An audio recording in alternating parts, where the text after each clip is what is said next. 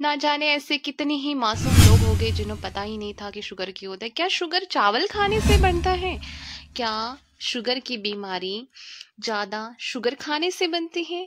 क्या शुगर की बीमारी मोटे लोगों को ही बनती है? क्या हम मोटे हैं तो क्या हमें भी शुगर बन जाएगा? क्या ज्यादा खाना खाने से भी शुगर बनता है? यदि चावल खाने से शुगर बनता तो ऐसे इंडिया में कई सारे राज्य हैं जहाँ पे सिर्फ और सिर्फ स्टेपल फूड राइस है। खाना सिर्फ उनका चावल और सब्जी रहता है, दाल रहती है, मतलब मेन उनका भोजन है चावल। तो आज वो पूरा राज्य कहे या फिर इंडिया में जितने भी ऐसे प्रांत है जहाँ पे सिर्फ और सिर्फ चावल खाए जाते हैं, उन सभी को जो है शुगर की बीमारी बन जाती है। लेकिन ऐसा नहीं हुआ है। बहुत से लोगों का मानना है कि बहुत ज़्यादा बाहर का खाना खाने से या बहुत ज़्यादा खान पान करने की वजह से भी शुगर बनता है। तो कई सारे लोग हैं जो बहुत ज़्यादा अच्छे से भोजन करके भी अच्छे और तंदुरुस्त हैं। क्या चाय और कॉफ़ी पीने से भी शुगर बनता है? बहुत से लोग हैं जो कॉफ़ी और टी बहुत ज़्यादा एक्सेसिव भी ले लेते हैं, लेकिन उनको फिर भी शुगर नहीं बना है। कई लोग तो ऐसे हैं कि अपना हेल्दी लाइफस्टाइल जो है फॉलो करते हैं, बहुत अपनी दिनचर्या के प्रति सजग रहते हैं, अपने लिए खुद के लिए टाइम निकालते हैं, नरिशिंग भोजन खाते हैं, पूरा फोकस करते हैं, फिर भी उन्हें शुगर होता है। क्यों होता है, कैसे होता है, आज इस वीडियो में हम बात करने वाले पूरा डिटेल्स में। कई लोग जो है गलत जानकारी की वजह से जो अच्छा सुपाच्य भोजन होता है, अच्छा खाना होता है, जो उन्हें पसंद होता है, वो भी छोड़ अभी देते आप हैं। खुद ही देख पा रहे हैं कि हमारा जो लाइफ स्पैन है, हमारी जो जिंदगी है पहले की तुलना में आधी हो चुकी है। पहले जहां हम 100 साल जीते थे, अब 50 और 60 साल में हमारी असमय मृत्यु हो रही है। तो कहीं ना कहीं इसमें डायबिटीज भी रोल निभाता है, क्योंकि अकेला डायबिटीज पूरे वर्ल्ड में, विश्व में 7वां सबसे बड़ा कारण है असमय प्री मैच्योर डेथ का। आज न जाने कितने तो भी लोग ऐसे हैं जिनको असमय जो है आंखों की रोशनी चली गई है, शुगर चेक नहीं किए उस कारण।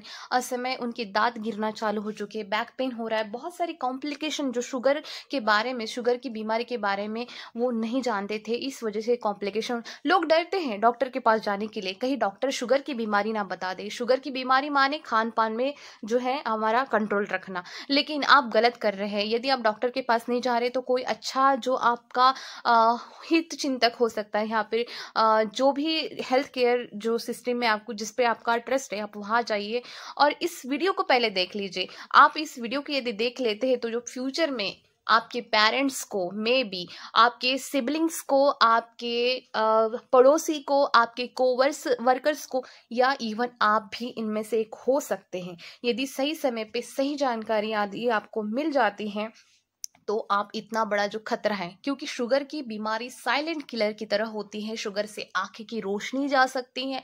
अनकंट्रोल अनट्रीटेड शुगर आपकी जान ले सकता है, आपको हार्ट अटैक ला सकता है। बहुत सारे कॉम्प्लिकेशन शुगर की वजह से आ सकते हैं।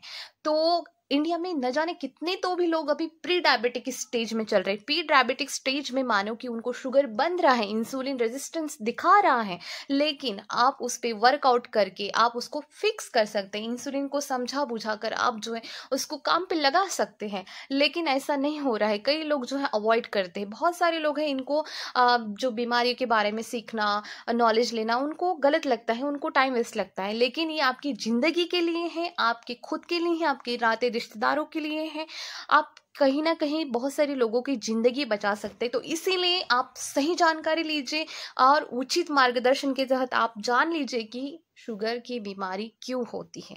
यदि आप जान लेते हैं कि शुगर क्यों बनता है, एग्जैक्ट आपको नॉलेज मिल जाता है, तो आप उस चीज़ पे वर्कआउट करोगे और आपको ज़िंदगी में शुगर नहीं बनेगा, क्योंकि आपको पता है कि शुगर क्या क्या वजह से हो सकते हैं। ऐसा नहीं कि शुगर खाने के वजह से होता है, शुगर चावल खाने से होता है, चाय कॉफ़ी पीने से होता है। शुगर के मेन साइंटिफिक रीजंस पे हम वर्क करेंगे, देखते हैं कि किस तरह से।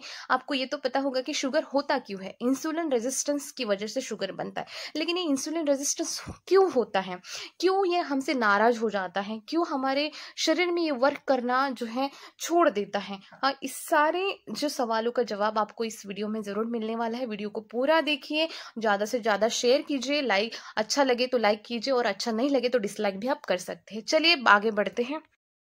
डायबिटीज़ को जड़ से जानने के लिए, किस तरह से ये फॉर्म होता है, इसको जानने के लिए हमें हमारे बॉडी के एनाटॉमी के बारे में समझना पड़ेगा। डरिए मत, एकदम अंदर तक नहीं जाएंगे, हमें कोई साइंस नहीं पढ़ना है, हमें सिर्फ जो है डायबिटीज़ किस तरह से बनता है इसके बारे में हमें जानना है। तो जब भी आप डायबिटीज़ का नाम सुनते तो आपने सुना होगा कि इंसुलिन की रेजिस्टेंस की वजह से जो है, इंसुलिन ना बनने की वजह से जो है डायबिटीज़ बनता है।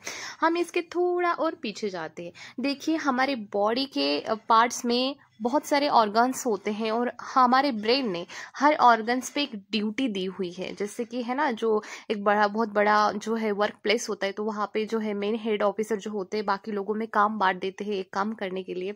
तो सेम उसी तरह हमारी बॉडी एक मशीन की तरह होती है और इसमें हर काम करने के लिए, काम कौन सा, जो मतलब हम जो भी खाना खाते हैं उसे एनर्जी में बदलना है। तो उसमें डाइजेशन के बाद में एग्जैक्ट रोल आता है कि किस तरह से ये जो है खाना हमारे बॉडी में हर पार्ट्स की तरफ जाएगा। तो इसमें हर एक ऑर्गन अपना एक रोल प्ले करता है, अपना एक किरदार निभाता है। जैसे आपको पता ही होगा कि हार्ट का जो रोल होता है, ऑक्सीजनेटेड ब्लड हमारे बॉडी में जो है फैलाना रहता है। दूसरा, हमारा लीवर जो स्टोरेज का काम करता है, किडनी फिल्टर का काम करती है। तो सेम उसी तरह एक ऑर्गन है पैनक्रियाज। ये इंपॉर्टेंट ऑर्गन होता है डायबिटीज मेलाइटिस के डिसऑर्डर में। तो ये जो पैनक्रियाज है ये रहता कहाँ है, ये स्टमक के पीछे वाले हिस्से में होता है और क्लियरली आपको दिखेगा नहीं, क्योंकि बहुत सारे ऑर्गन्स में स्प्लीन है, लिवर है, इंटेस्टाइन है, इसमें थोड़ा सा ये थोड़ा आपको डिसअपियर सा दिखता है। मतलब बहुत ये थोड़ा सा पूरा इसमें जो है सराउंडेड रहता है बाकी ऑर्गन्स की वजह है। तो ये आपको स्टमक के पीछे, एब्डोमिनल के पिछले वाले पार्ट में आपको ये पैनक्रियाज दिखेगा। तो पैनक्रियाज का क्या काम होता है, देखिए हर एक ऑर्गन का काम होता है वो तो बता दिया है। अब किडनी का काम पता चला है हमें, स्टमक का काम क्या होता है वो सब पता चलता है, डाइजेस्टिव सिस्टम का काम क्या है वो हमें पता होता है। तो जब जब हम खाना खाते हैं, कोई भी खाना हो, जो भी हम खाना खाते हैं वो हमारे डाइजेस्टिव सिस्टम से पूरा जो है ब्रेकडाउन होता है। वो तोड़ना, ब्रेकडाउन मतलब तोड़ना, हमारे माउथ से ये प्रक्रिया चालू होती है। आपने देखा होगा गन्ने का जूस कैसे बनता है, वो गन्ने को पूरा वो मशीन में डाल देते हैं, सीधा दूसरे साइड से जूस निकलना चालू हो जाता है। सेम उसी तरह से हमारे बॉडी में होता है। जैसे हम कोई भी चाहे आप छोटा निवाला लो या फिर बड़ा निवाला लो, जो भी हम खाना खाते हैं, डाइजेस्ट करते हैं, तो उसमें भी एक जूस के फॉर्म में आफ्टर डाइजेशन कंप्लीट होने के बाद में एक रस बनता है, एक जूस बनता है, उसे डाइटरी शुगर के नाम से जाना जाता है। तो इसमें जो पैनक्रियाज होते हैं, इसके तो दो तरह के काम होते हैं। पहला है एक्सोजेनियस, एंडोजेनियस। दो काम दे रखे हैं ब्रेन ने इसको। एक्सोजीनियस माने कि सिस्टम के बाहर का भी एक काम दिया है, एंडोजीनियस माने कि सिस्टम के अंदर भी उसको काम दे रखा है। एक्सोजीनियस जो काम दिया है पैनक्रियाज में, उसमें पैनक्रियाज क्या करता है, पैनक्रियाटिक जूसेस जो है सिक्रेट करता है, जिसमें कि एंजाइम्स होते हैं, आयंस होते हैं, वाटर होता है, वो डाइजेशन में हेल्प करता है।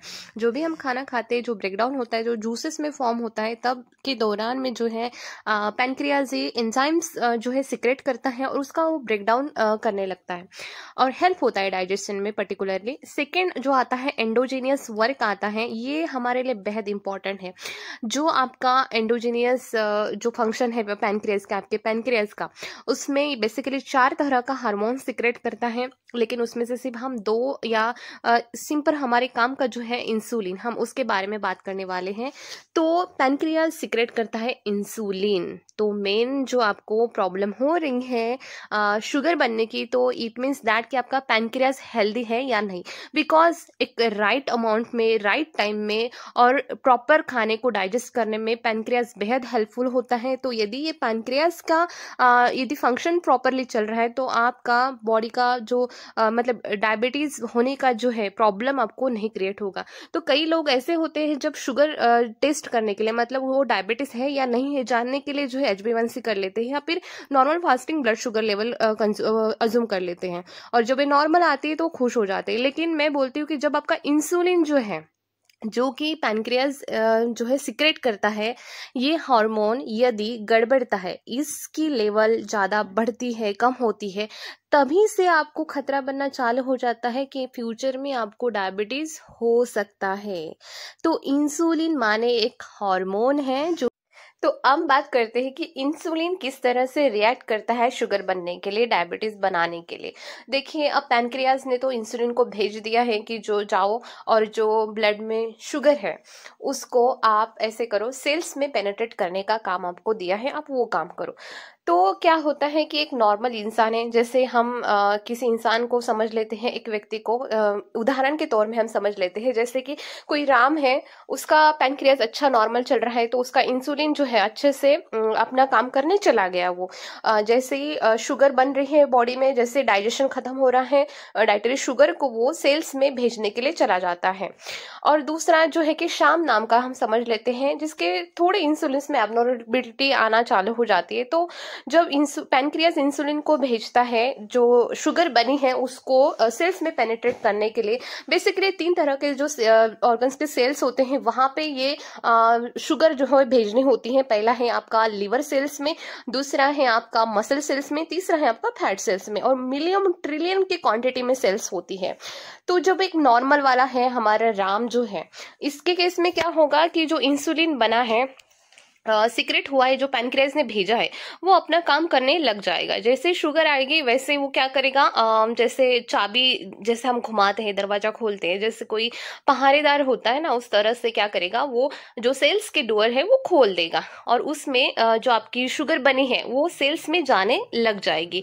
वो लिवर के सेल्स में जाएगी, मसल्स के सेल्स में जाएगी, फैट के सेल्स में जाने लग जाएगी, और फंक्शन जो है स्मूथली चलता रहेगा। इधर से शुगर बनते रहेगा, पैनक्रियास इंसुलिन को भेजता रहेगा, और इंसुलिन जो है रिसेप्ट करेगा वो शुगर को, और वो शुगर फिर भेजेगा सेल्स के अंदर में। तो जो शाम नामक व्यक्ति है, जिसका अलग ही चल रहा है, उसके बॉडी में शुगर बनने की प्रक्रिया हो रही है, तो उसके बॉडी में क्या होगा, पैनक्रियास अपना काम करने के लिए आगे आएगा, इंसुलिन को भेजेगा कि जो शुगर बनी है भाई उसको जाके सेल्स में पेनिट्रेट कर दे। तो ये क्या करेगा, इंसुलिन अपना काम करने लग जाएगा, चला जाएगा वो बेचारा इंसुलिन, जो शुगर बनी है, डाइटरी शुगर बनी है, उसको सेल्स में भेजने के लिए। अब वो जो शुगर बनी है वो अपने रिसेप्टर में रिसेप्ट कर लेगा, शुगर अपने इंसुलिन जो है रिसेप्ट कर लेगा और भेजने के लिए रेडी हो जाएगा सेल्स में। लेकिन प्रॉब्लम क्या होगी, जो सेल्स है, नॉर्मल राम के केस में क्या होगा, सेल्स अपने दरवाजे खोल देंगे, चलो भाई हमें शुगर की जरूरत है, आने दो अंदर, भेज दो सारे सेल्स में। लेकिन शाम के केस में क्या होगा, जो सेल्स है वो नहीं, अपना दरवाजा बिल्कुल भी नहीं खोलेंगे, पता नहीं उनको दिक्कत होने लगेगी इंसुलिन से, वो बोलेंगे नहीं हम दरवाजा नहीं खोलते हैं, हम जो शुगर बनी है उसको अंदर नहीं लेते हैं, वो अपने इसमें मस्त रहते हैं, वो जो है शुगर को अंदर आना नहीं चाहते हैं। तो उसमें क्या हो रहा है, पैनक्रियास को लग रहा है कि काम अच्छे से नहीं हो रहा है, वो और ज्यादा इंसुलिन को सीक्रेट करना चालू कर देता है, और इंसुलिन और ज्यादा बढ़ने लग जाता है, और उससे और वो जो है पुश करने की कोशिश, मतलब दरवाजे को जोर जोर से टकटकाने की कोशिश करने लगता है, जो कि इंसुलिन स्पाइक होना जो आप कहते हैं, इंसुलिन की लेवल जो है बढ़ने की काम जो होती है। तो इंसुलिन जोर जोर से जो है सेल्स का दरवाजा खटकाने के लिए जो है काम करना चालू कर देता है, फिर भी सेल्स अपने अंदर से वो रिस्पॉन्स नहीं करना चाहते हैं। कहीं ना कहीं जो इंसुलिन है, रेजिस्टेंस जो है, मतलब अनहेल्दी लाइफस्टाइल है, इसके कारण बाद में जानते हैं हम। तो इंसुलिन क्यों जो है अपना वर्क करने में फेल हो रहा है, क्यों शाम के केस में जो है प्रॉपर मैकेनिज्म नहीं हो रही है, क्यों शाम के केस में जो है इंसुलिन जो जिसने रिसेप्ट किया है शुगर को, वो सेल्स के अंदर पेनिट्रेट करने में वो कैपेबल नहीं हो रहा है। यही वजह है कि इंसुलिन रेजिस्टेंस बनना तो धीरे धीरे चालू हो जाता है। अब इंसुलिन, क्योंकि बॉडी के सेल्स जो है ना इसको अंदर आने नहीं दे रही, क्यों नहीं आने दे रही, उसके भी रीजंस कई सारे हैं, उसके बारे में बात करते हैं।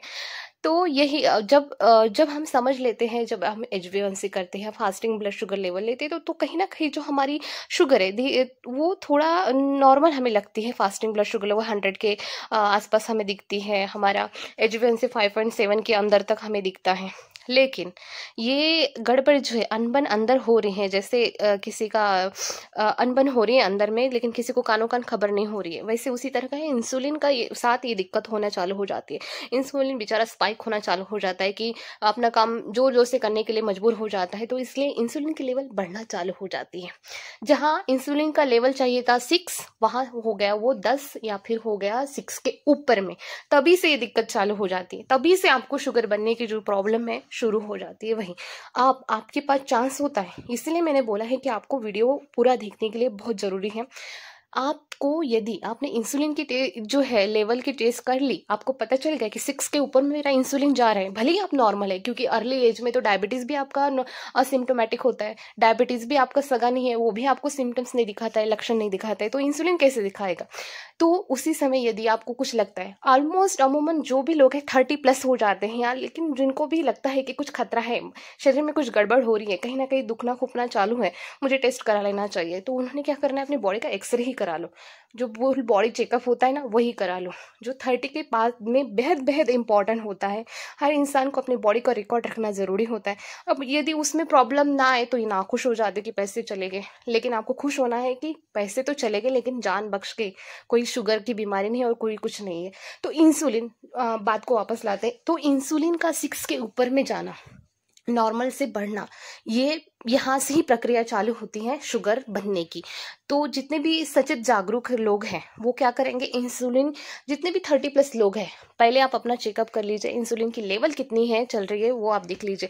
अब इंसुलिन क्यों बढ़ रहा है, मतलब इंसुलिन की लेवल क्यों ज़्यादा बढ़ने के लिए मजबूर हो रही है, क्यों सेल्स को जो है इंसुलिन का अंदर आना पसंद नहीं हो रहा है, इसके कई रीज़न आते हैं। अब अकेला मोटापा, डायबिटिक प्लस ओबेसिटी, इसको डायबिसिटी कहने लगे हैं आजकल के लोग, लेकिन ऐसा ज़रूरी नहीं है कि आप ओबेस हैं। भले ही आपका वजन 80 किलो हो सकता है, लेकिन आपके मसल्स अच्छे हो सकते हैं, आपका बोन वेट ज़्यादा हो सकता है, फैट सेल्स कम हो सकते हैं अपनी बॉडी में। सबसे इम्पॉर्टेंट जो फंडा है, आप कहीं पे भी बॉडी एनालिसिस कर लीजिए, जितने भी हेल्थ केयर प्रोफेशनल आपके आसपास में बैठे होंगे, वहाँ जाके आप विसरल फैट की लेवल चेक कीजिए। अब विसरल फैट क्या है वो हम जानेंगे। स्टडीज बताती हैं कि कई लोगों का जो विसरल फैट ज़्यादा है, ज़रूरत से ज़्यादा है, उनका इंसुलिन की लेवल बढ़ना बहुत ही, मतलब ये इक्वल हम बोल सकते हैं, ज़्यादा विसरल फैट की लेवल उतना इंसुलिन की जो स्पाइक होने की जो है, इंसुलिन जो 6 का था वो बढ़ चुका है, 10 के ऊपर में चला गया है, वो कोरिलेट होना जो है ज़्यादा माना जाता है। विसरल फैट यदि आपके शरीर में 10 से ज़्यादा है, नॉर्मल तो जो है 6 तक एवरेजली अच्छा माना जाता है, गुड माना जाता है, लेकिन जैसे जैसे हमारी एज बढ़ती है वैसे वैसे इसका लेवल भी बढ़ना चालू हो जाता है। इन केस आप मूवेबल नहीं है, आप फिजिकली एक्टिव नहीं है, आप खाने में जो है बहुत ज़्यादा भारी खाना खा रहे हैं, बहुत ज़्यादा जो है आप बहुत सिंपल कार्ब खा रहे हैं, बहुत एक्सेसिवली आप कार्बोहाइड्रेट ही खा रहे हैं, और बहुत ज़्यादा खाना आप खा रहे हैं बिना बॉडी को मूव किए हुए, बिना फिजिकल एक्टिविटी के, तब दिक्कत आती है, तब विसरल फैट की लेवल बढ़ती है। विसरल फैट क्या है, दरअसल ये हर ऑर्गन्स के ऊपर में जो भी मोटे लोग होते हैं तो उनका एब्डोमिनल फैट होता है, लेकिन ये विसरल फैट ऐसा है कि हर ऑर्गन के ऊपर में प्रोटेक्टिव लेयर बनी है फैट की।